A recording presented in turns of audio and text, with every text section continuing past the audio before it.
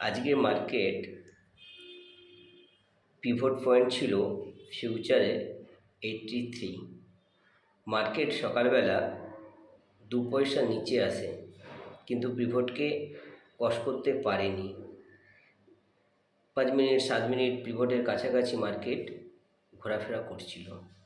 Red candle, দুটো red candle দেয়, তারপরেই একটা হালকা ছোট্ট দোজি ক্যান্ডেল দিয়ে দেয়। আমার ক্লায়েন্টরা ওই হালকা দোজি ক্যান্ডেলে 80 টু 75-এ দেখতে পাচ্ছেন লো ছিল 247। সেখান থেকে আমরা বাই পজিশন নিয়েছিল আমার ক্লায়েন্টরা 250-তে।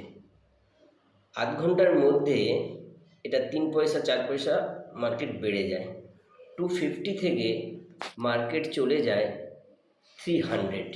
উইদিন 10 to 15 মিনিটসের মধ্যে ক্লায়েন্টরা পার লটে 50 রুপিস করে প্রফিট পায়, এবং তারপরে তো মার্কেট অনেক বেড়ে গেছে এবং বড় ছোট সব ক্লায়েন্টরা একটা ভালো হ্যান্ডসাম আজকে প্রফিট গেইন করতে পেরেছে, এবং রেজিস্ট্যান্স এবং সাপোর্টকে ফলো করে এবং দোজি ক্যান্ডেলকে ফলো করে।